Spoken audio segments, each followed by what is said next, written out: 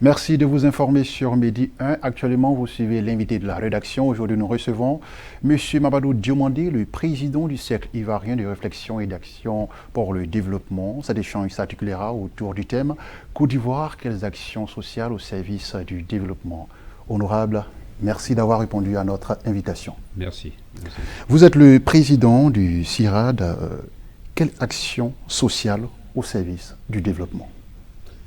Bon, nous estimons que les populations vulnérables en Côte d'Ivoire représentent une frange importante et que pour nous, la question d'utilité doit pouvoir aller au-delà de ce que nous faisons, aller s'impliquer beaucoup plus dans la proximité, et nous voulons constituer un prolongement de l'action gouvernementale à travers notre ONG, à travers les actions de proximité que nous pouvons faire dans nos sous-préfectures, dans nos cantons et dans nos villages. Et ces actions peuvent être dans tous les domaines, dans le domaine de la santé, dans le domaine de l'éducation, dans le domaine économique, notamment agricole, etc. Donc, des actions qui touchent le quotidien. Quelles sont surtout vos priorités? Nos priorités, c'est la santé, l'éducation et les questions liées à l'agriculture, parce que nous sommes un pays agricole. Et vous êtes le président du Cercle ivoirien de réflexion et d'action pour le développement, l'avocat des faibles. Quels sont vos différents champs d'action, à part ce que vous avez déjà énuméré? Nous avons normalement 12 champs qui sont constitués en pôles. Et ces pôles sont animés par des experts, par des spécialistes qui travaillent avec nos représentants de terrain, qu'on appelle les coordonnateurs région, les coordonnateurs sous-préfectoraux, qui, eux, sont chargés d'être en contact avec les populations vulnérables pour faire remonter leurs besoins. Et ces besoins sont traduits en projets par les pôles et présentés à nos partenaires internationaux qui sont en Europe, qui sont aux États-Unis, etc., qui sont les véritables pourvoyeurs d'aide. Alors quand on parle d'action sociale, on dit, mais d'où viennent les fonds? En général, c'est la question Justement, c'est à travers nos partenaires. Vous savez, la matière première pour une organisation telle que la nôtre, c'est la confiance. Nous n'avons pas des moyens illimités. Nous sommes obligés de nous adosser à des pourvoyeurs d'aide qui, eux, ont besoin d'avoir un prolongement sur le terrain pour pouvoir s'adresser, pour pouvoir atteindre les vrais bénéficiaires.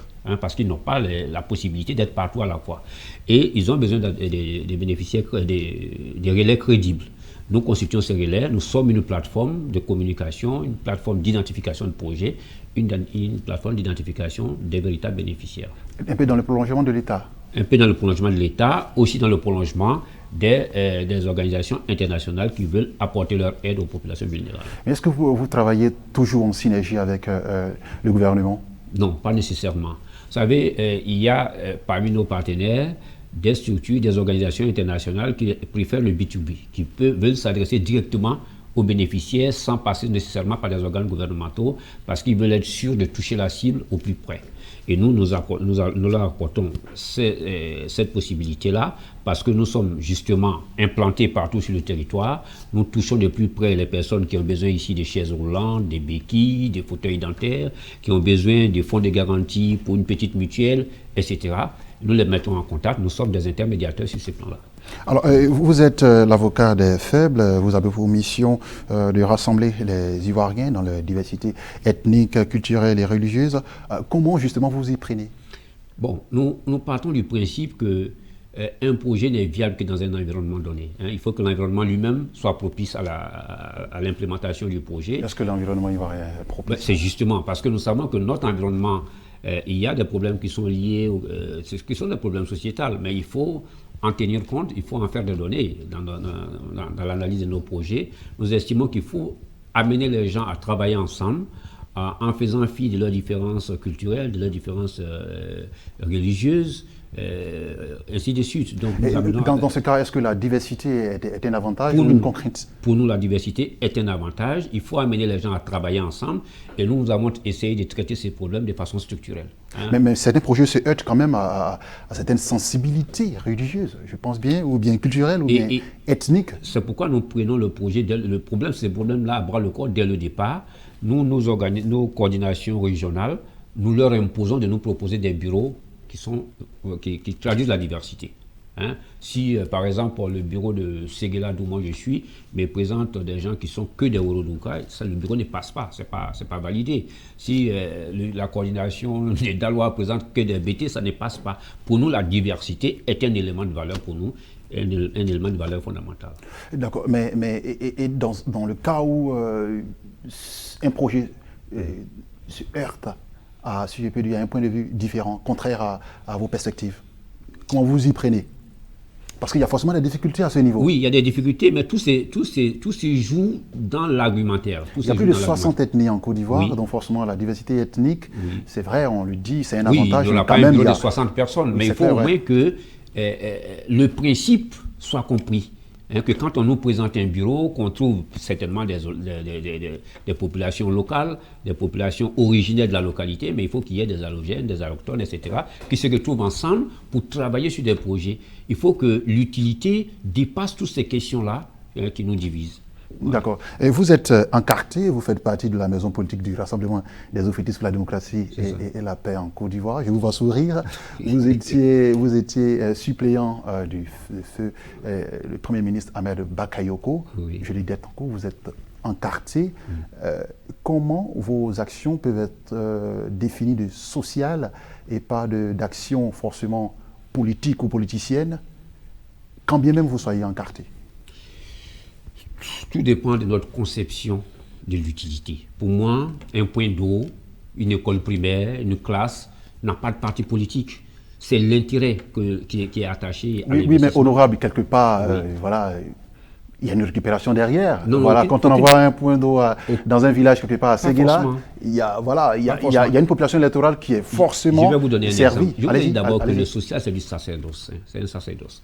Moi, quand nous avons démarré nos activités, nous avons commencé par exemple par Bobo, qui est un espace où on trouve des gens de toutes les origines. Et la première journée sociale que nous avons faite à Bobo, nous avons essayé d'aider les populations vulnérables de tout ordre. Et après la cérémonie, moi, j'ai posé la question comme ça, est-ce que parmi vous, tous ceux qui ont reçu aujourd'hui des biens et tout ça, est-ce que je connais quelqu'un? Ils ont répondu non. C'est la preuve que je ne les connais pas. Je ne les ai pas rencontrés avant, je ne suis pas allé les rencontrer après pour pouvoir leur demander quelques cautions politiques ou quoi. Ce n'est pas le plus important, c'est la satisfaction d'aider des gens qui sont dans des difficultés, d'aider des gens à vivre mieux, ainsi de suite. Donc c'est ça, c'est le plaisir qu'on ressent à aider les autres qui est vraiment notre sacerdoce. D'accord, voilà. mais je vais aller un peu plus loin. Oui. Les actions sociales, en général, on les remarque à la veille des élections locales. Est-ce que c'est des actions qui ont pour but, quelque part, la récupération ou bien peut-être le plébiscite de population électorale? Justement, ce n'est pas notre cas. Je vais vous donner quelques exemples. Nous sommes allés à Bobo. En général. On fait une journée sociale à Bobo, une journée sociale à Bégerville, une journée sociale à Yamoussoukro, une journée sociale à Man, à Katiola, à Ferké. Ouais, moi, je ne suis pas dans ces zones. Quelquefois, je n'y vais même pas. Je n'y vais pas, pourtant nos investissements y vont. Mais moi, je veux votre avis là-dessus. Parce que la plupart des actions sociales de certaines personnes politiques... Oui, il y a certains qui vivent l'action sociale comme une porte d'entrée sur un champ politique, mais ce n'est pas notre cas.